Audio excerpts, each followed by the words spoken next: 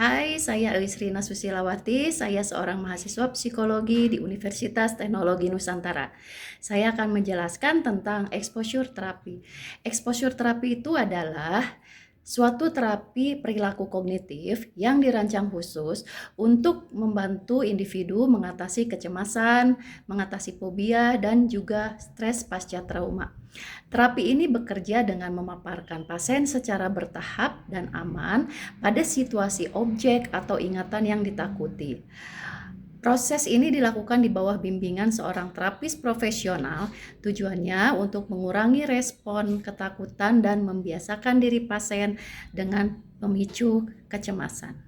Tujuan utama dari exposure terapi ini adalah membantu klien untuk menghadapi dan mengatasi ketakutan mereka dan bukan melarikan diri dari pemicunya.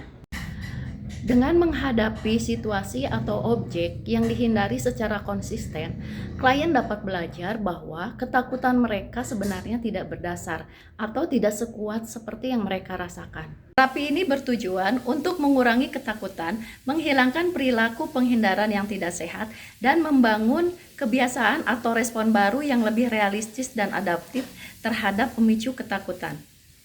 Lalu bagaimana dengan tahapan exposure terapi? Yang pertama, terapis melakukan assessment kepada klien untuk memahami masalah utama yang dihadapi klien. Kemudian juga pemicu kecemasan atau ketakutan, tingkat keparahan kecemasan, pola penghindaran yang dilakukan oleh klien, dan juga riwayat munculnya masalah.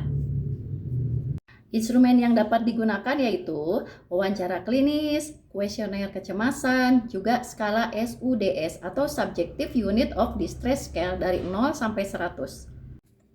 Klien diberi pemahaman bahwa tujuan terapi bukan menghilangkan kecemasan secara instan, melainkan meningkatkan kemampuan menghadapi kecemasan. Kemudian yang ketiga adalah menyusun hierarki ketakutan atau fear hierarchy. Klien dan terapis membuat daftar situasi yang ditakuti dari mulai yang paling ringan sampai situasi yang paling berat. Contoh pada kecemasan sosial. Kasus di sini ketika seseorang mengalami trauma berbicara di depan umum karena pernah diejek. Nah, contohnya kemudian terapis menyusun beberapa sikap atau situasi, misalkan menyapa tetangga, tingkat kecemasannya berapa. Kemudian bertanya kepada kasir, tingkat kecemasannya berapa.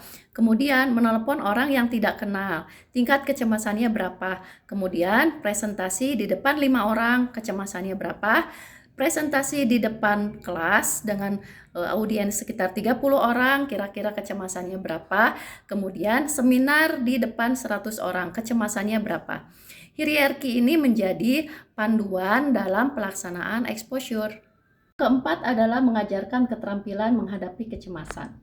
Sebelum exposure, beberapa terapis mengajarkan keterampilan seperti pernapasan diafragma, kemudian mindfulness, relaksasi otot progresif, ataupun self-talk yang realistis. Dalam CBT modern, keterampilan ini digunakan untuk membantu toleransi terhadap kecemasan, bukan untuk menghilangkan kecemasan selama exposure. Kemudian yang kelima adalah melakukan exposure atau paparan. Klien mulai diajak untuk menghadapi situasi yang ditakuti secara bertahap sesuai dengan hierarki yang tadi telah dibuat. Misalkan diajak pada situasi untuk menyapa tetangga. Kalau misalkan tadi skornya menyapa tetangga itu skornya 20, maka akan diulang sampai skornya menjadi 10 atau berkurang, dan seterusnya mulai dari hierarki yang paling ringan sampai ke hierarki yang paling berat atau paling tinggi. Nah, semua tahapan ini akan dilakukan secara berulang-ulang sampai tingkat kecemasan itu menurun. Macam-macam exposure terapi, yaitu satu in vivo exposure, yaitu paparan secara langsung. Jadi klien diajak untuk terpapar secara langsung dalam situasi atau kecemasan yang dialaminya. Contoh, orang yang tadi untuk takut berbicara di depan umum, maka akan diajak kepada situasi yang mengharuskan dia untuk berbicara di depan umum. Kemudian ada imaginal exposure. Imaginal exposure itu membayangkan situasi yang menakutkan itu dalam bentuk imajinasi. Contohnya, klien PTSD kembali menceritakan atau pengalaman traumatis secara terstruktur. Kemudian interoceptive exposure, menciptakan sensasi tubuh yang mirip dengan kecemasan, misalnya berlari di atas treadmill atau berlari yang menyebabkan jantung berdebar. Dan yang terakhir adalah virtual reality exposure. Jadi menggunakan teknologi virtual reality untuk menghadapi situasi yang sulit direplikasi secara langsung, seperti takut terbang atau takut ketinggian. Yang keenam adalah bertahan sampai kecemasan menurun. Jadi selama exposure, klien diminta tetap berada dalam situasi tersebut tanpa menghindar atau menggunakan safety behavior. Misalnya, tidak meminta langsung keluar dari ruangan, tidak meminta orang lain terus-menerus meyakinkan bahwa situasi aman, tidak mengalihkan perhatian secara berlebihan. Tujuannya agar otak belajar bahwa situasi tersebut dapat dihadapi tanpa terjadi bahaya yang diperkirakan. Yang ketujuh adalah evaluasi dan refleksi. Setelah setiap sesi exposure, terapis mengevaluasi bersama klien berapa tingkat kecemasan sebelum, saat, dan setelah exposure. Kemudian apa yang diprediksi akan terjadi, apa yang benar-benar terjadi, apa yang dipelajari dari pengalaman tersebut. Contoh, prediksinya adalah semua orang akan menertawakan saya.